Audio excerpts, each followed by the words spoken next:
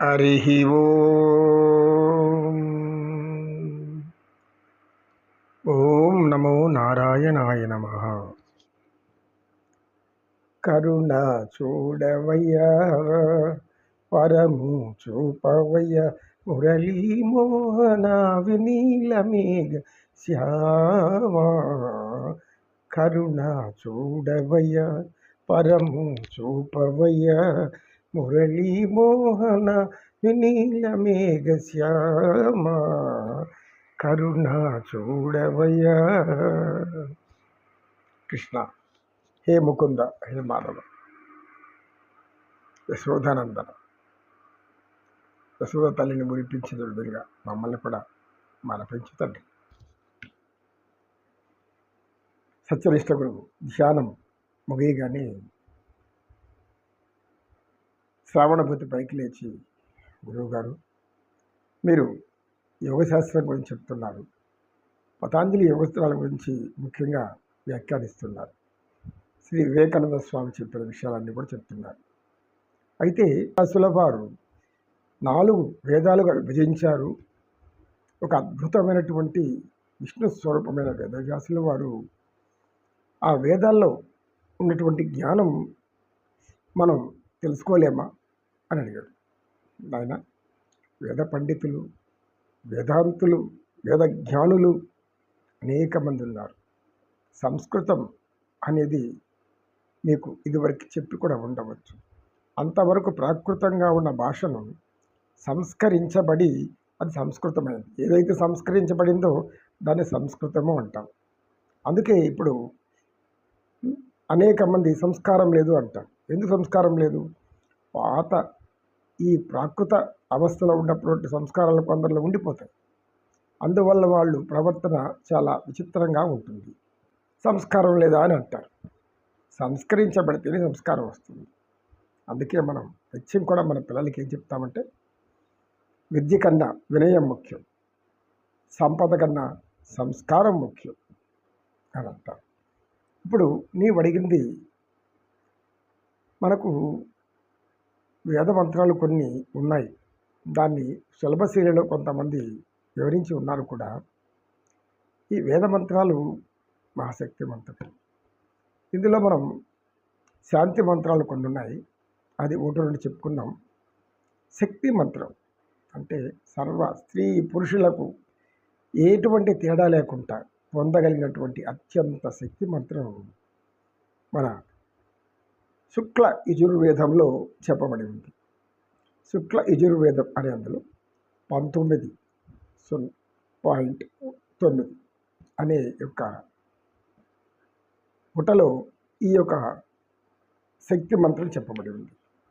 ఇప్పుడు మీరందరూ కూడా శ్రద్ధగా ఆ శక్తి మంత్రాన్ని వినండి. దీని యొక్క శక్తి తెలుసుకోవాలంటే అనేక మంది అనేక విధాలుగా చెప్తారు. దైవం గురించి అనేక వ్యాఖ్యానాలు చేస్తారు.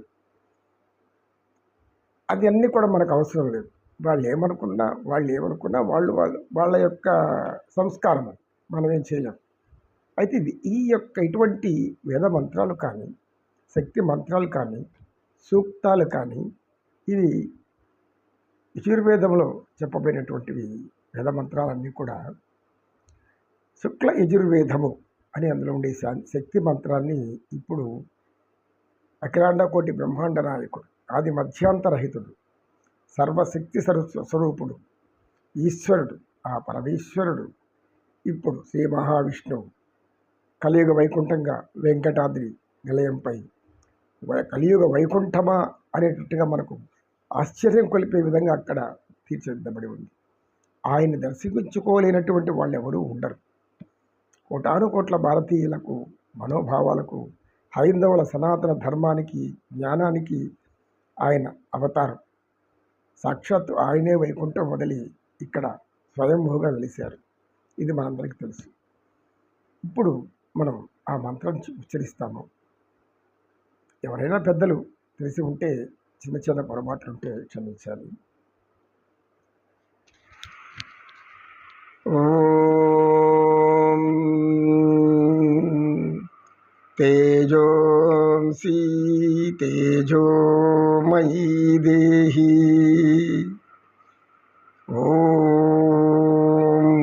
వీర్యం సి వీర్యం మయి దేహి. ఓం బలమసి బలం మయి దేహి. ఓం ఓజోంసి ఓజో మయి దేహి. ఓం మన్యురసి మన్యం మయి దేహి. ఓం సహోంసి సహమయి దేహి. ఇందులో భగవంతుని స్వరూపం మానవులు తెలుసుకోవాలంటే నిజమైంది కాదు. పామరులు అంటే పామరులు అంటే అర్థం ఏమిటంటే కొద్దిగా కూడా మనకు చదవలేని స్థితిలో అనేక మంది మన కుటుంబాలు పురాతనం నుంచి గత 1000 సంవత్సరాలుగా పరాయి పరిపాలనలో ఉండి మన జ్ఞానానికి మన విద్యకు మనం దూరం అయిపోయిన వాళ్ళు ఎందరో ఉన్నాం. ఎందరో బాధపడుతున్నారు. అటువంటి వాళ్ళు నిరక్షరాస్యులుగా మిగిలిపోయారు. జ్ఞానం ఉంది లోపల, కానీ బయటికి తెచ్చే వాళ్ళు చెప్పేవాళ్ళు లేరు. ఎందుకో పరాయి వాళ్ళ పరిపాలన. మన పరిపాలన రాజులు చక్రవర్తులు దీన్ని ఎంతో ఆదరించారు.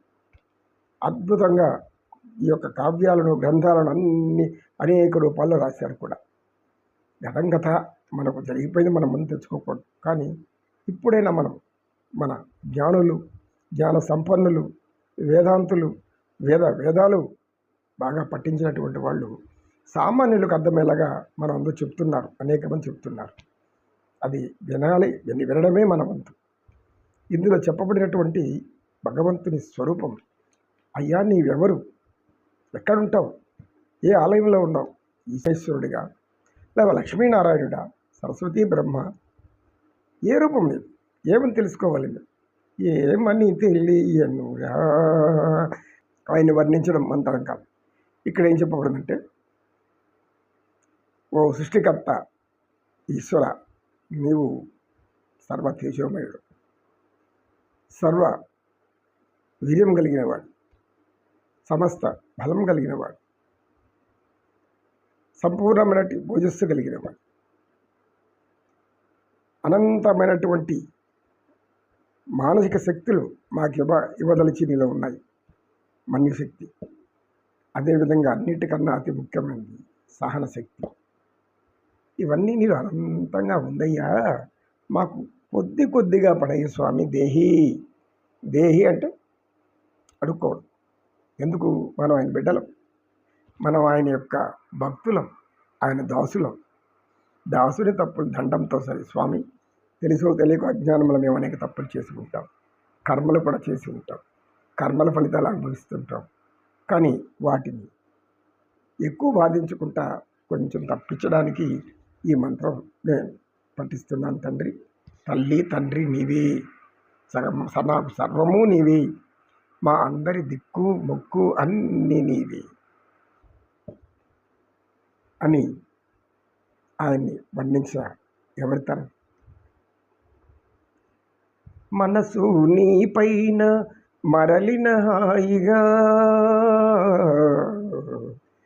మనసు నీ పైన మరలిన చాలుగా, బ్రతుకే తీయనై వెన్నెలై కాయుగా, నిరుపమలీల నిలయ దయామయ, కరుణ చూపవయ, పరమం తెలియవయ.